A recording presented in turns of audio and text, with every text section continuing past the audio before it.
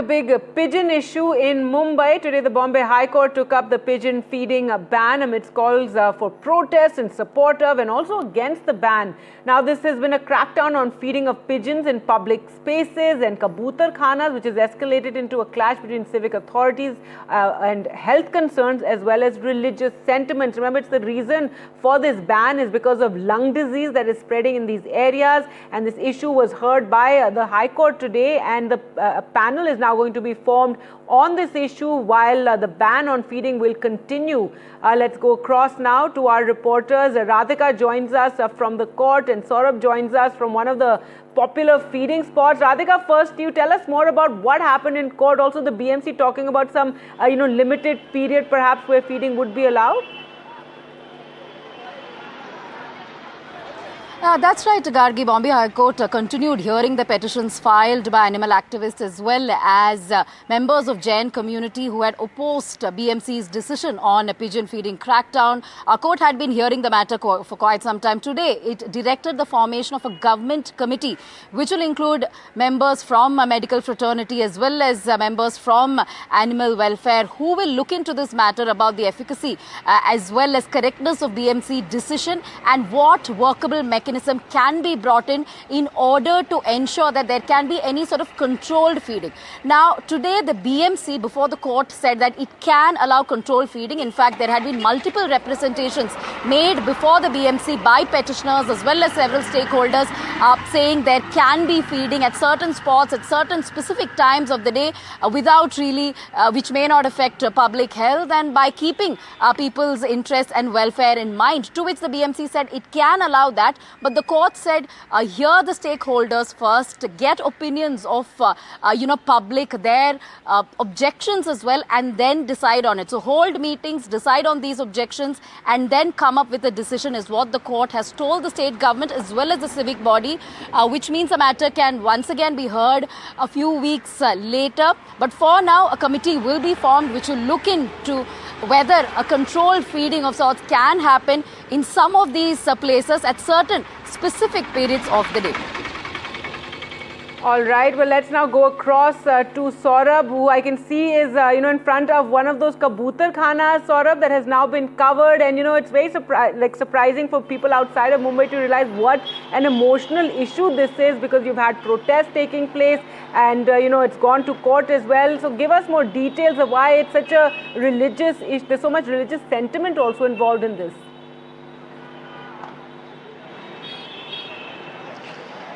Well, these kabootarkhanas have existed in Mumbai from time immemorial and they've become iconic locations in the city. In fact, this one, the Dadar kabootarkhana, and in fact, this area is called kabootarkhana because of the existence of this public pigeon feeding spot. It's also located right next to a Jain temple, and it's also believed that one of the central tenets of Jain religious practices, is feeding pigeons. So that's why members of the Jain community have been really involved in these protests. But there are others who say that health concerns should precede, should take precedence over concerns of religious practices. And the government of Maharashtra wants a balanced approach. They want an approach where health concerns are not ignored, but at the same time, the religious sentiments are also respected. So this controlled feeding idea is something that perhaps will also lead to perhaps controlling the pigeon population that gathers around here.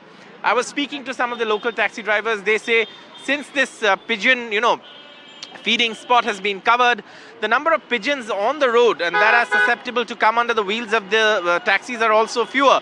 But again, it has become a religious debate as well. Health concerns are there.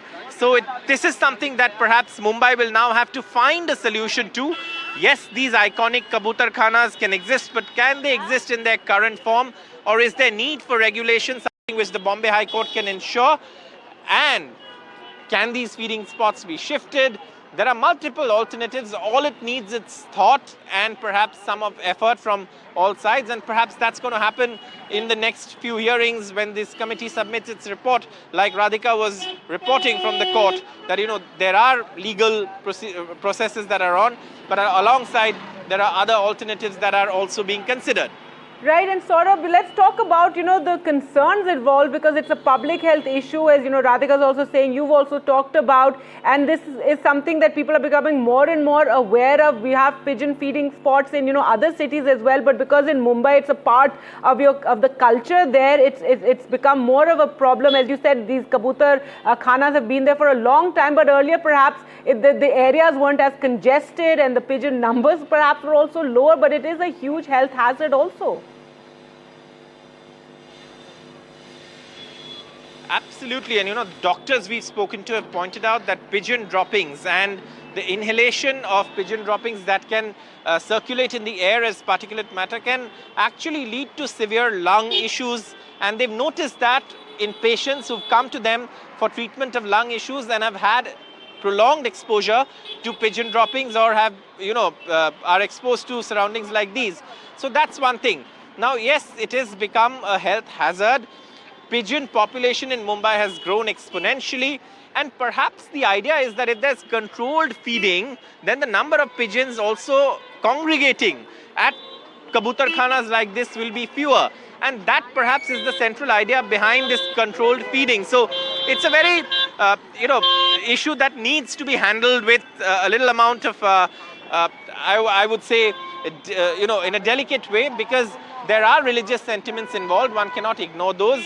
Yes, these practices have been going on for years, but can they continue in an unregulated manner, for centuries to come? That's the question that's perhaps there before the courts, which is why the courts have had to step in, because these kabootarkhanas, or public feeding of pigeons was not something that is completely allowed.